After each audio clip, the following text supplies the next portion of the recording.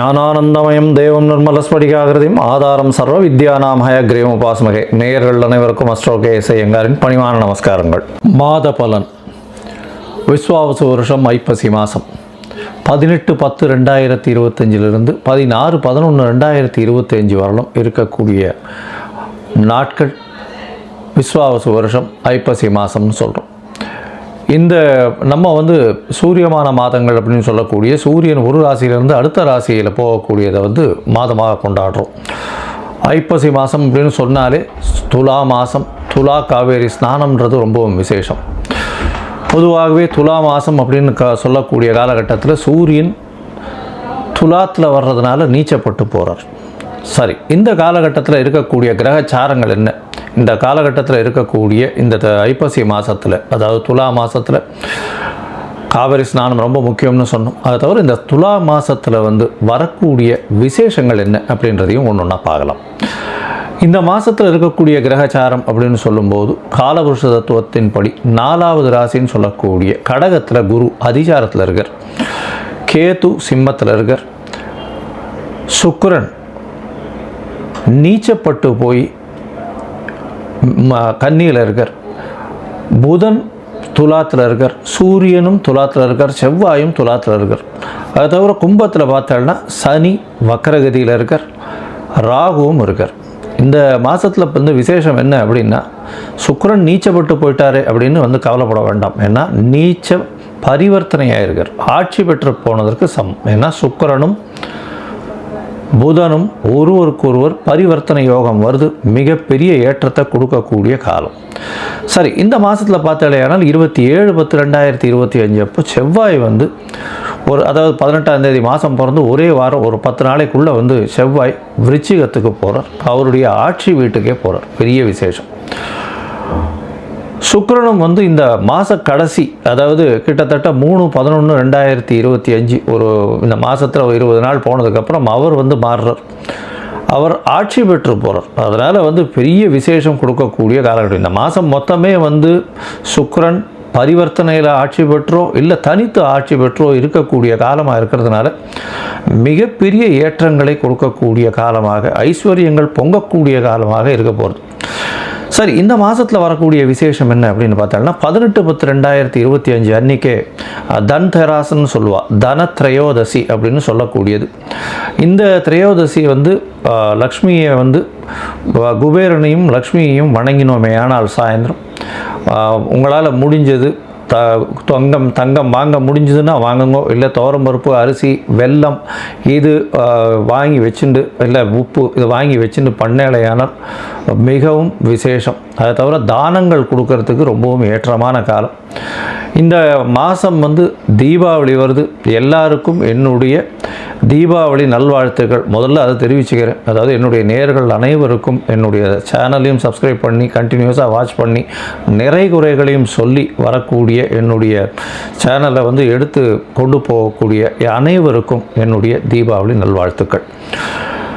அது என்றைக்கு வருது அப்படின்னு பார்த்தோம்னா 20ஆம் தேதி தீபாவளி, அதாவது சதுர்தசி தீபாவளி வருது. அதுக்கப்புறம் அமாவாசை, துலா அமாவாசை மிகவும் சிரேஷ்டமானது. துலா அமாவாசை அப்படின்னு சொல்லக்கூடியது பெரிய ஏற்றத்தை கொடுக்கக்கூடியது. அதுக்கப்புறம் கந்த சஷ்டி, அதாவது 27-10-2025 கந்த சஷ்டி சூரசம்ஹாரம் அன்னைக்கு. சஷ்டி விரதம் முதலே ஆரம்பிச்சிடும், அமாவாசைக்கு அடுத்த நாள்லேருந்தே சஷ்டி விரதம் ஆரம்பிச்சிடும், சூரசம்ஹாரமும் வந்துடும்.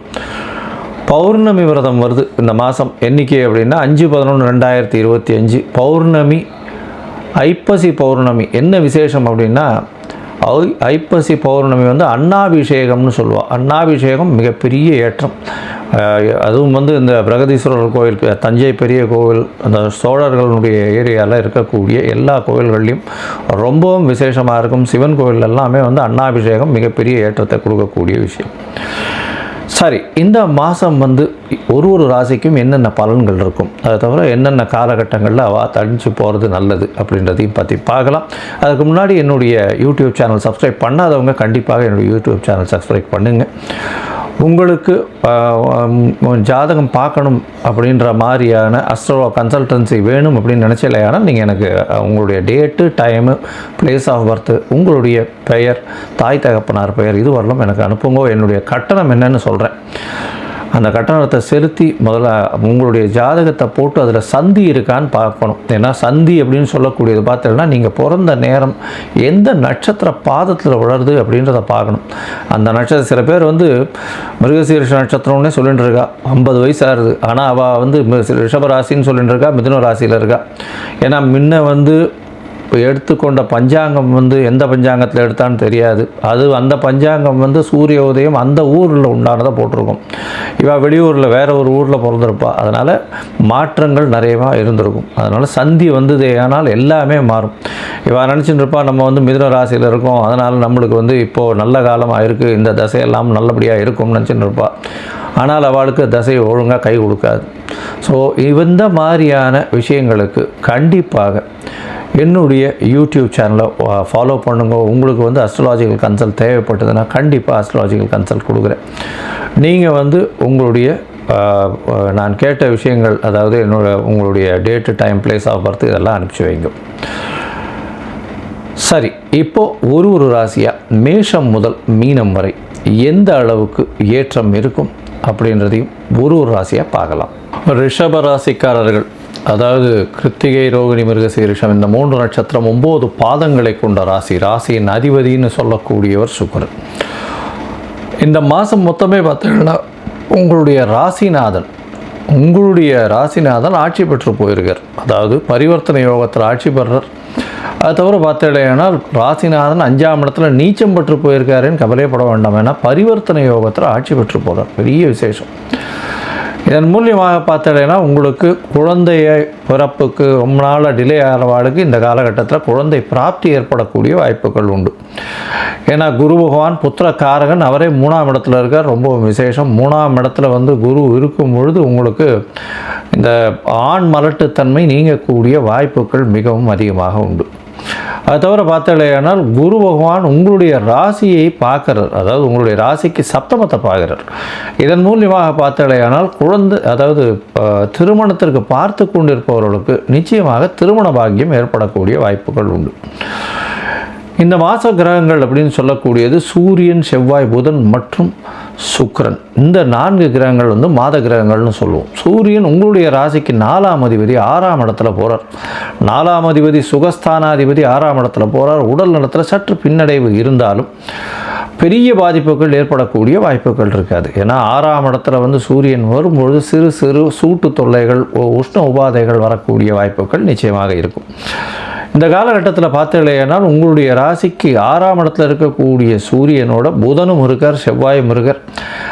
அதனால் வந்து போட்டி தேர்வுகள், போட்டி விஷயங்கள் எல்லாவற்றிலும் வெற்றி பெறக்கூடிய வாய்ப்புகள் உண்டு. புதுசாக வீடு வாங்கணுன்றதுக்கு, லோன் வாங்கிறதுக்கு நிச்சயமாக பாசிபிலிட்டி அதிகமாக இருக்கும். உங்களுடைய ராசிநாதன் 5ஆம் இடத்துல நீச்சப்பட்டு போகிறதுனால சிறு சிறு மன கிளேசங்கள் வரும். சற்று பயம் இருக்கக்கூடிய வாய்ப்புகள் உண்டு.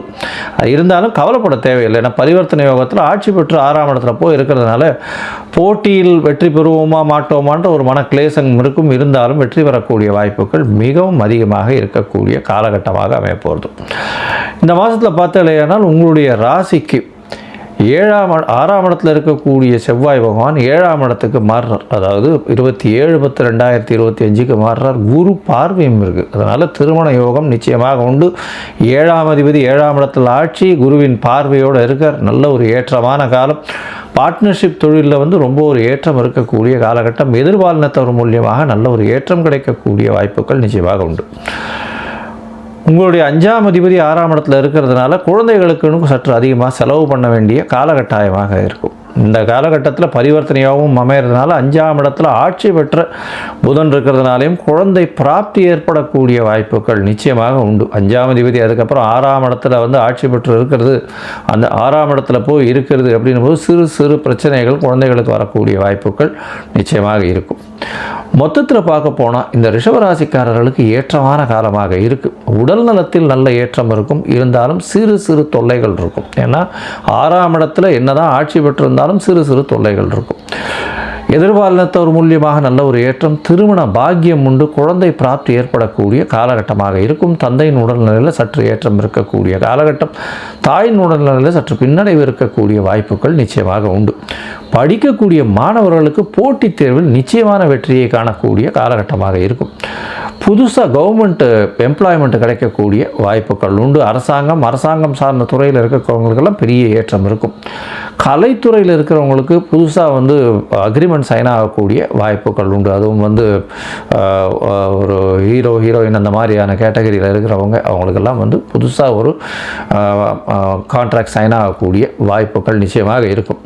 இந்த மாதத்தில் பார்த்தாலேயானால் அதுவும் இந்த டெக்ஸ்டைல் இண்டஸ்ட்ரியில் இருக்கிறவங்களுக்கு நல்ல ஒரு பூம் இருக்கும், நல்ல ஒரு ஏற்றம் இருக்கும். பால் பதனிடும் தொழிலில் இருக்கிறவங்களுக்கு நல்ல ஒரு ஏற்றம் இருக்கக்கூடிய காலகட்டம்.